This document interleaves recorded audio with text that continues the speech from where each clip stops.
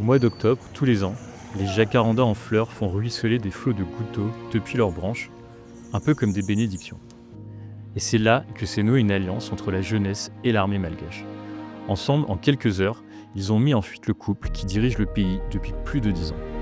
Le président Andry Rajoelina et l'homme d'affaires tout-puissant Mam Ravattoumi. Et c'est l'histoire de cette révolution sous les jacarandas en fleurs que je vais maintenant vous raconter.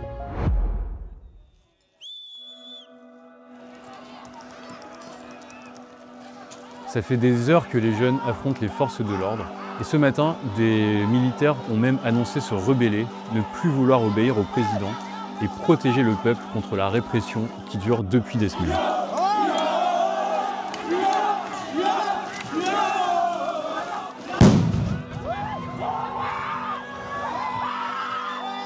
Vous pensez que vous n'avez pas d'avenir? Avec notre président là, non. C'est pas possible. On doit bâtir l'État pour un avenir meilleur pour notre relève.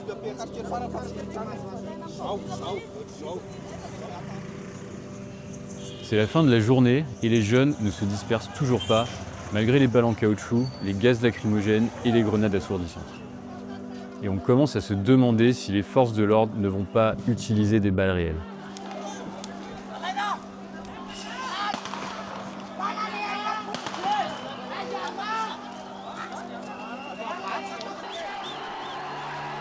Au même moment, les militaires qui ont annoncé se rebeller le matin sortent de leur camp et commencent à remonter vers le centre-ville.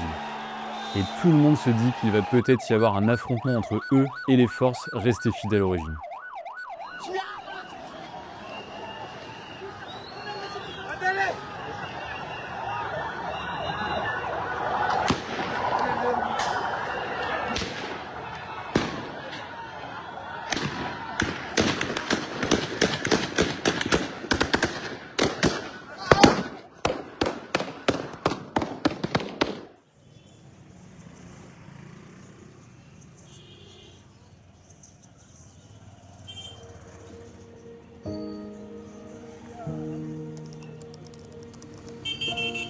Alors pour vous donner un peu de contexte, ça fait des années qu'il y a un rejet général du président Rajoelina et de toute sa clique. Mes sources sont unanimes. En fait, il est le chef d'un État qui n'assure pas les services de base comme l'eau, la santé, l'électricité, l'éducation, la justice. Et du coup, tout est gangréné par une corruption omniprésente et en même temps, le prix des marchandises de première nécessité comme le riz, l'huile, le sucre ne fait que monter. Alors le budget de l'État malgache est assez minuscule, c'est 3,6 milliards d'euros par an, mais les gens voient bien qu'il y a quand même de l'argent puisque le président fait financer des grands projets très coûteux et parfois inutiles ou juste ratés. Il y a par exemple le Colisée qui a coûté des millions et qui n'a jamais servi et qui par contre a défiguré l'enceinte sacrée du Palais de la Reine. Il y a aussi le stade qui a coûté au bas mot 65 millions d'euros et qui n'est même pas aux normes et du coup l'équipe nationale ne peut pas jouer à domicile. Et puis le pire, c'est peut-être le téléphérique. 151 millions d'euros, et il n'y a même pas assez d'électricité pour le faire fonctionner toute la journée, et en plus le prix du ticket est trop cher pour la majorité des gens. Alors oui, il y avait de la colère, et même beaucoup. Et comme dit le proverbe malgache, un jour, le couvercle de la marmite va sauter. Mais ce jour, on se disait qu'on pouvait l'attendre encore des années et des années. Et puis les 8 et 9 septembre, la jeunesse de Madagascar découvre les images du Népal en flammes et ils voient une jeunesse qui a en fait incendié le Parlement, incendié la maison des responsables politiques et même lynché le ministre des Finances dans la rue. Au Népal, les jeunes se réclament de la Gen Z. En fait, la Gen Z, c'est un mouvement mondial qui a adopté le logo du manga One Piece, la petite tête de mort sur un drapeau pirate, comme emblème, et qui en fait refuse d'être sacrifié par la mauvaise gestion de leurs dirigeants, de ne pas avoir accès à l'eau, à la santé, à l'éducation. Alors à Madagascar, le Népal constitue une grande source d'inspiration. Le 21 septembre, il y a une page Facebook toute neuve qui appelle à la manifestation le 25 pour réclamer de l'eau, de l'électricité et moins de corruption et qui donne rendez-vous à tout le monde, place de la démocratie. Et cette page va gagner des dizaines de milliers de followers en seulement quelques jours. Et le matin du 25, il y a des milliers de jeunes qui sont là. Beaucoup manifestent pour la première fois, ils sont là sincèrement, c'est-à-dire que personne ne leur a donné d'argent pour être là, et ils veulent tous rejoindre la place de la démocratie.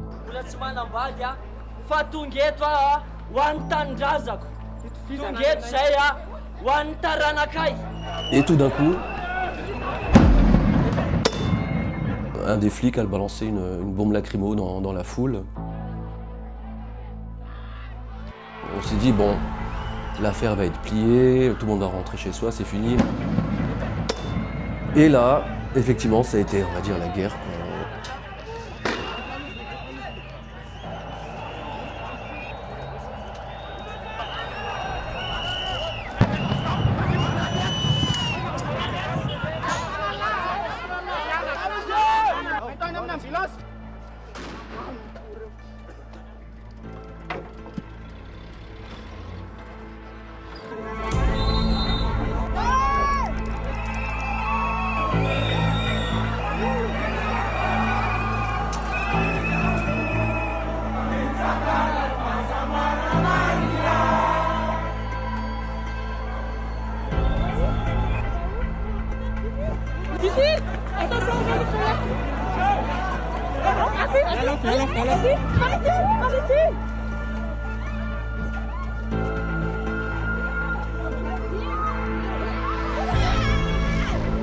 On a rejoint une petite ruelle, enfin des escaliers dans une petite ruelle, et on referme l'escalier. Et là, en fait, je pense qu'on ne se rend pas compte de ce qui se passe encore. On est en train de réaliser que il y a les gendarmes, ils vont nous lancer des choses, enfin je sais pas.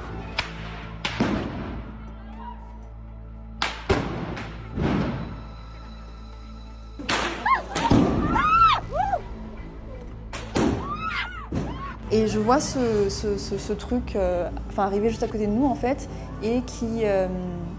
là je me rends compte, on est mort. J'osais pas regarder derrière parce que je savais que mon frère était là. Je me suis dit, il doit être hyper blessé, je sais pas. Et du coup, là on se rend compte qu'on est blessé, mais on n'a pas mal. En fait, on est tellement shooté à l'adrénaline qu'on sait pas ce qui se passe. Moi je me regarde, j'ai mes blessures, mais je suis pas inquiète, je regarde mon frère, et là il a tout son visage en sang, le cou, le bras, etc. En fait, lui, dans l'explosion, il était comme ça. Là-bas, ils étaient un peu dépassés par la situation aussi. En fait, il y avait énormément de blessés qui attendaient pour avoir des soins. Il y avait des gens qui avaient reçu des balles dans les jambes. Et en fait, il y a un moment où on panique un peu parce que ils ont lancé des grenades lacrymo dans l'enceinte de la HGRA.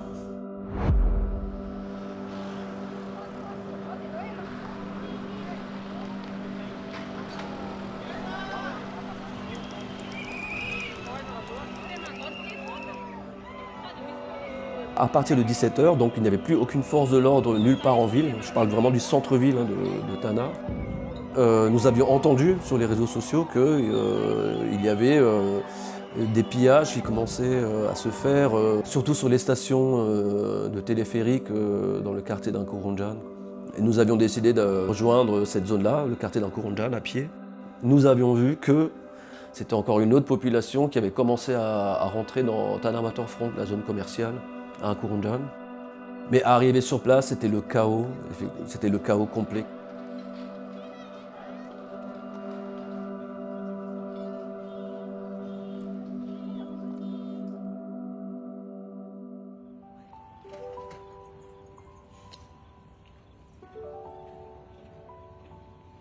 Les pillages ont continué toute la nuit dans toute la ville. C'est l'ONU qui va dresser un bilan des manifestations et des pillages. 22 morts, des centaines de blessés, et l'institution se dit choquée par la répression.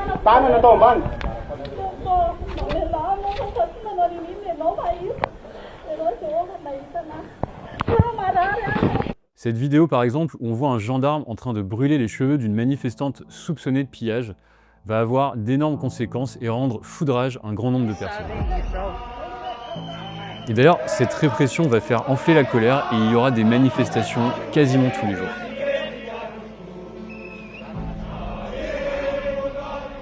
J'ai un cousin qui est militaire qui m'a appelé, qui m'a dit oui, on nous a dit que apparemment ils vont tirer, que les gendarmes allaient tirer. Et ça m'a vraiment refroidi. Enfin, je me suis dit ah oui, si il m'appelle, peut-être que vraiment faut pas y aller. Et puis j'avais le trauma de la veille qui était encore là.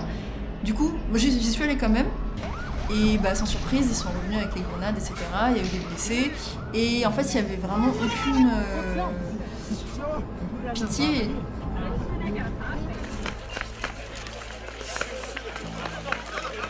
Il y a désormais 2 nouveautés dans les cortèges.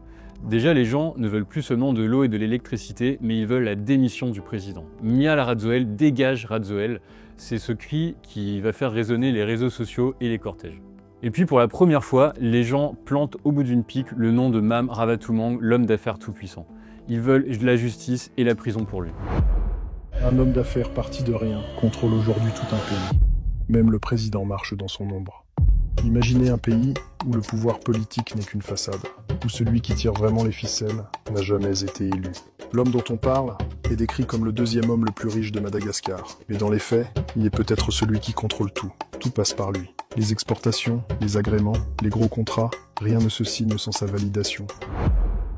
L'homme qu'on surnomme d'ailleurs président bis ou super président a toujours nié les accusations de corruption. Par contre, ce qui est certain, c'est qu'il a un immense réseau dans toute l'administration, qu'il est très riche, il a amassé une immense fortune et il a fait rentrer sa société Sodiat et ses filiales dans un grand nombre de domaines économiques comme la presse, la santé, l'automobile, la sécurité, l'aviation, etc., etc. La contestation contre ces 2 personnes a aussi gagné les provinces. Et c'est d'ailleurs là qu'on va voir les premières images de communion entre les forces de sécurité, les gendarmes, la police, l'armée et les manifestants.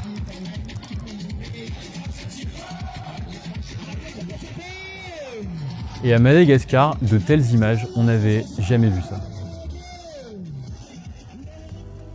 Moi, c'est à ce moment-là que j'arrive à Madagascar, et le principal théâtre d'affrontement, c'est les bords du lac Anous, sous les jacarandas en fleurs et les gouttes de bénédiction, et la plaine de Mahamas. C'est un lieu symbolique qui signifie littéralement ce qui rend sacré.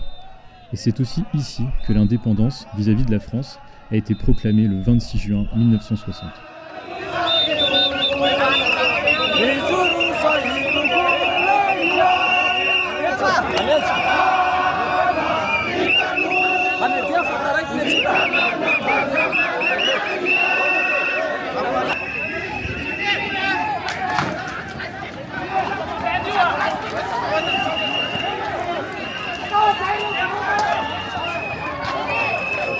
Non, devant.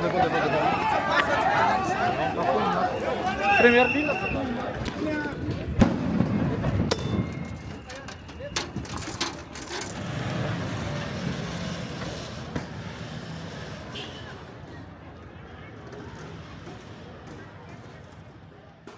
Et c'est aussi jour de marché, et du coup les combats se déroulent au milieu des marchands qui plient bagages.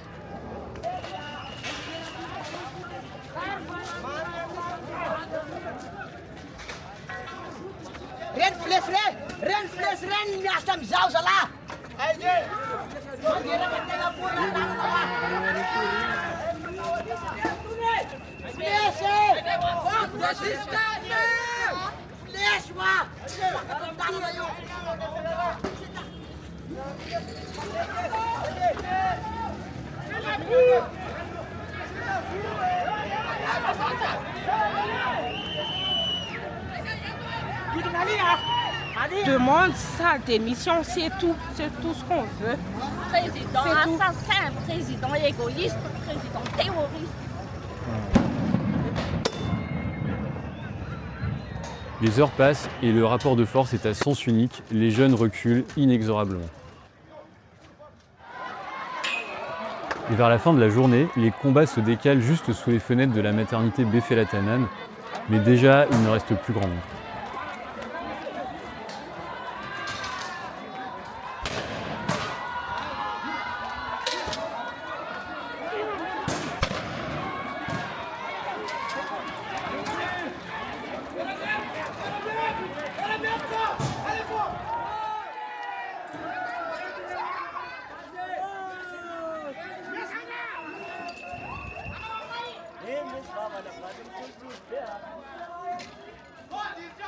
Alors, on commence à se dire que c'est peut-être raté, que le président va rester en place, que la mobilisation va échouer, parce que de jour en jour, le nombre de manifestants ne fait que baisser et leur motivation aussi.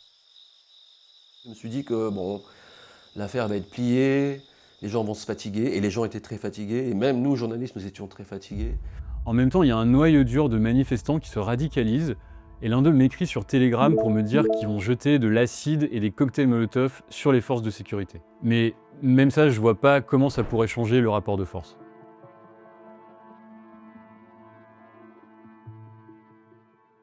Tsy manao ny asantsika intsony isika miaramila fa zary misy solelaka ka aleontsika misafidy ny hanompo sy hanaraka baiko tsy ara-dalàna toy izay hiaro ny vahoaka sy ny fananany.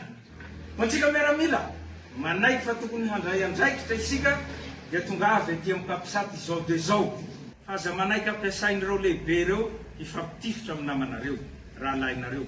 Akatony ny vavahady dia miandrasa toromarika avy aminay ary aza mandray avy amin'ireo lehibetsika reo intsony izay lehibe manome baiko ifampitifirantsika frère d'arme dia todio any aminy basy fa tsy izy akory no amelona ny vady aman-janantsika tsirairay raha sanatria tokoa atsika ka misy maty.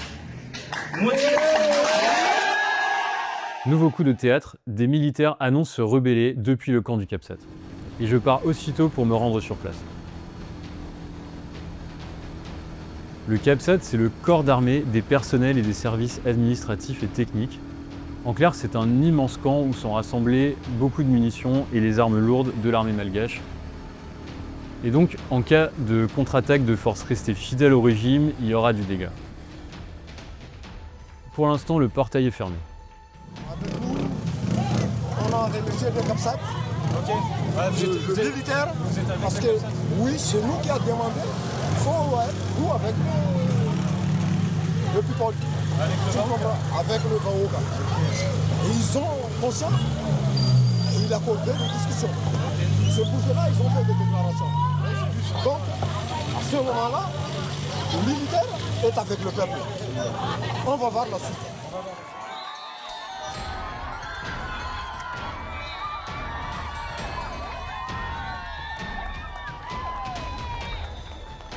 Et de l'autre côté du camp, la foule est déjà arrivée en masse. Les gens fabriquent des barricades pour rendre plus difficile un éventuel assaut des forces restées fidèles au régime.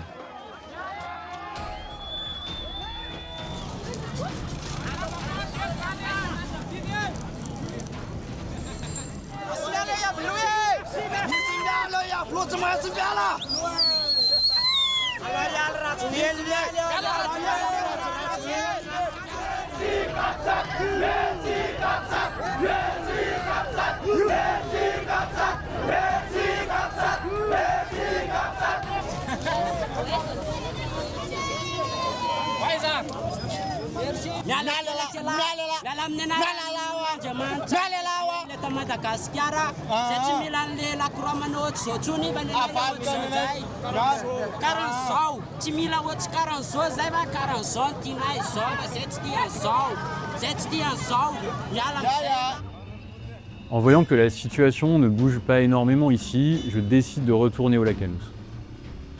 Je vais l'apprendre par la suite, ça fait des mois, peut-être même des années, que des officiers se préparent en connivence avec des politiciens et des hommes d'affaires pour faire ce coup. Et en fait, ils ne sont pas coordonnés avec la Gen Z, mais les jeunes leur ont donné une fenêtre d'action et un prétexte parfait. On est là pour protéger le peuple contre le tyran. Effectivement, ça se bagarre encore sous les jacarandas en fait.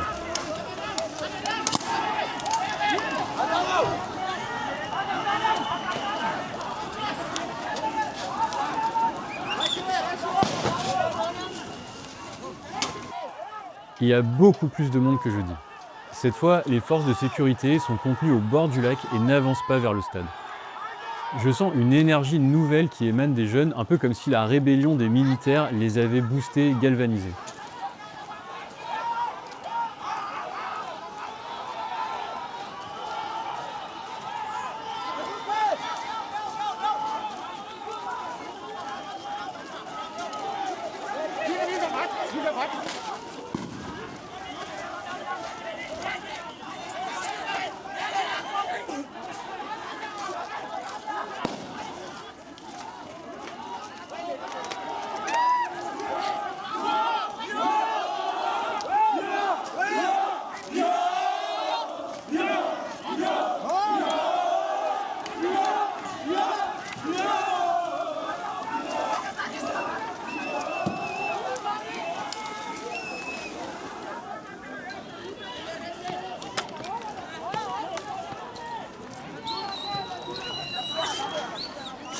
Saja Mirano, Mirangeles Lerie. Mirano yang Lerie lu ati pura ya.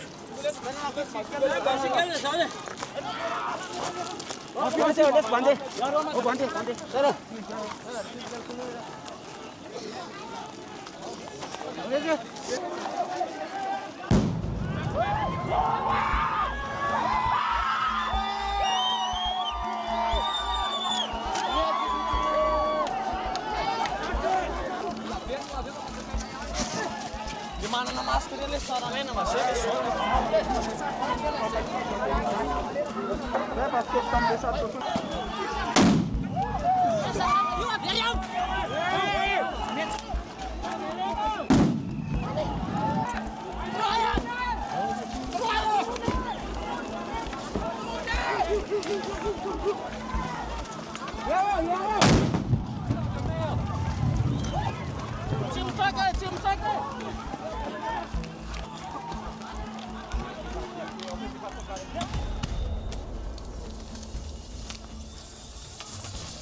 Au bout de plusieurs heures, les forces de sécurité parviennent quand même à faire reculer les jeunes vers le stade.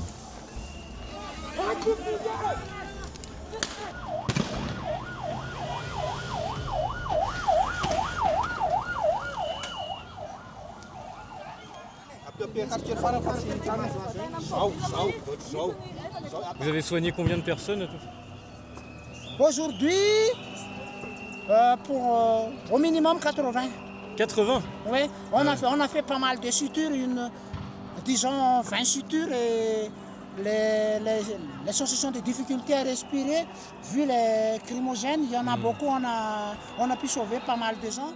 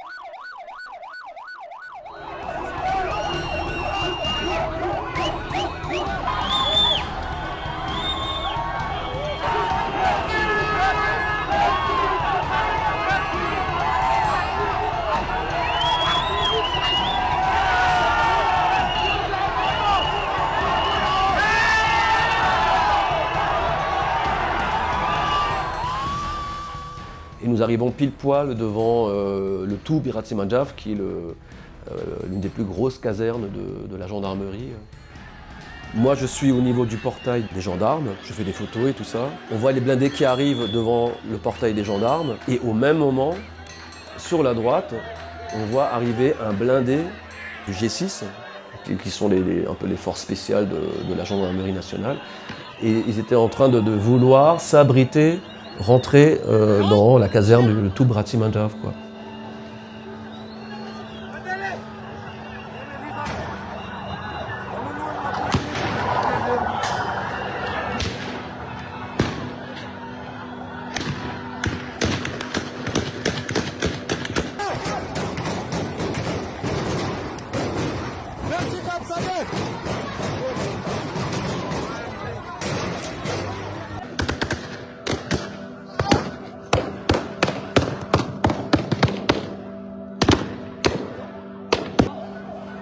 Non, s'il va toucher, merde.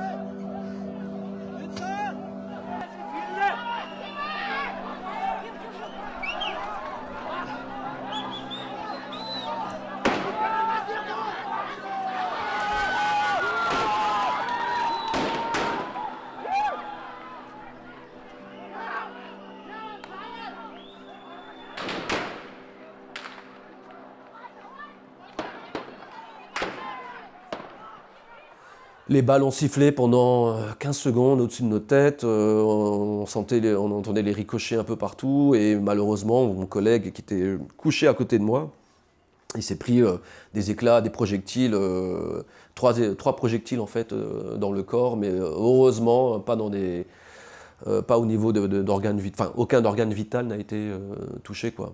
Le vidéaste va s'en sortir, mais un soldat du CAPSAT est mortellement touché. Et ailleurs en ville, on apprendra aussi que 3 autres personnes meurent par balle. Oh, ils ont pris le camion, putain.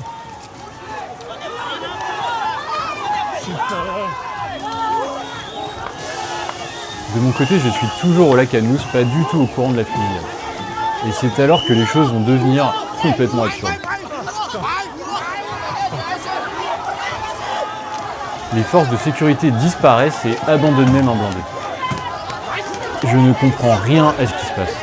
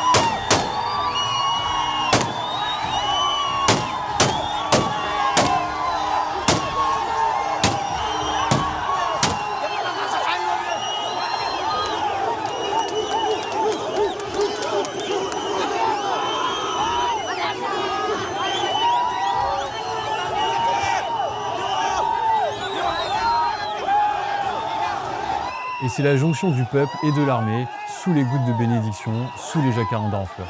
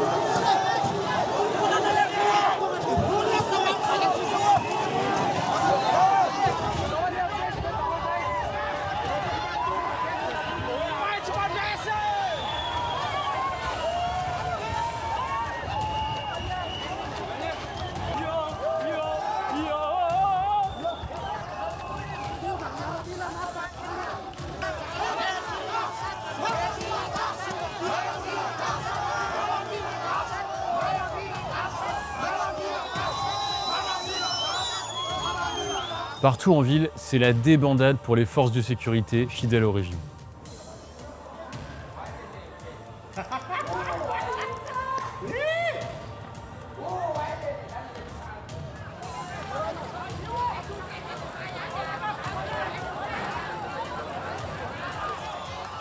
Les soldats de l'état-major de l'armée de l'air et de la marine sortent de leur caserne et pactisent avec les manifestants.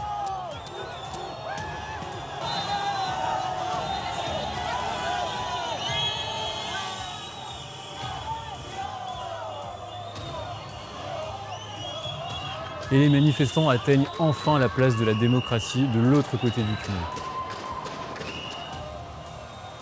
Et c'est la ruée vers la place du 13 mai, la plus symbolique de la ville et même du pays. C'est un endroit où se sont faits et défaits énormément de régimes depuis l'indépendance.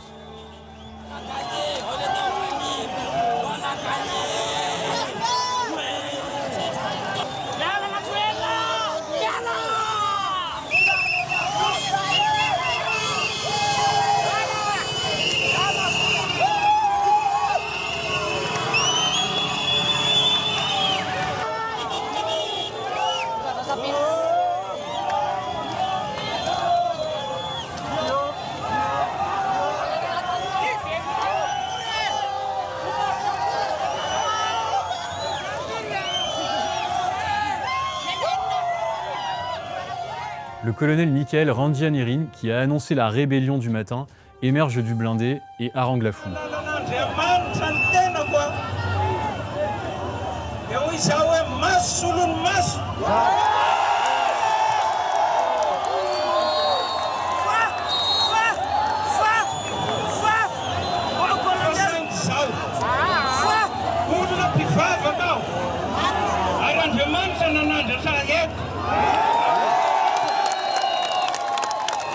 Nous sommes actuellement à la plage du 13 mai, à l'aube de la libération de Madagascar. Sur le jour que M. notre président, nous sommes là. Il y a eu des morts, il y a eu 22 morts, il y a eu des militaires qui sont morts, il y a beaucoup de gens qui sont blessés. Comme vous pouvez le voir, ils nous ont tiré par des balles réelles. Vous imaginez le sang de Malagas tomber, mais non. Mais là, actuellement, nous n'allons plus accepter. Nous sommes là à l'aube de la victoire pour Madagascar.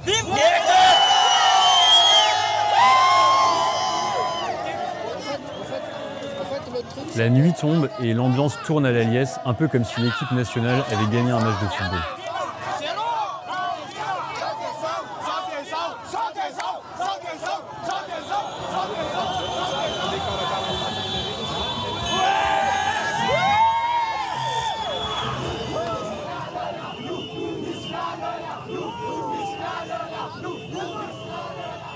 Les jours suivants, encore une fois, tout s'enchaîne très vite. Le lendemain, il nomme un nouveau chef d'état-major et lors de la passation, j'arrive à ramener le colonel Michael Randrianirine devant les journalistes. L'armée vient de montrer au peuple malagasy que l'armée existe encore. Hein? Et on essaie de répondre à l'appel incessant du peuple malagasy à l'endroit de l'armée. Les militaires annoncent prendre le pouvoir le 14 octobre et le 17, le colonel Michael Randrianirine est officiellement investi président de la refondation de la République de Madagascar. Alors, pendant ce temps, que sont devenus les deux anciens patrons du régime, Andry Radzoel et l'homme d'affaires Mame Ravalomanana? Dès le samedi soir, Mame Ravalomanana saute dans son jet privé et le fait décoller sans plan de vol, sans autorisation vers l'île Maurice. Il avait une peur panique de se faire attraper et tuer par les militaires. Et il sera arrêté quelques semaines plus tard par les Mauriciens. Quant au président Andry Radzoel, il essaye un petit peu de négocier avec les rebelles, mais finalement le dimanche après-midi, il saute dans son hélicoptère, il se dirige vers l'île de Sainte-Marie, la perle de la côte Est, et là un avion militaire français le récupère et l'emmène à La Réunion, d'où il s'embarquera pour Dubaï. Et c'est des images hallucinantes, impensables même juste un mois plus tôt. En ville, les jours d'après le coup, c'est l'insouciance, c'est la lune de miel entre les militaires et la population.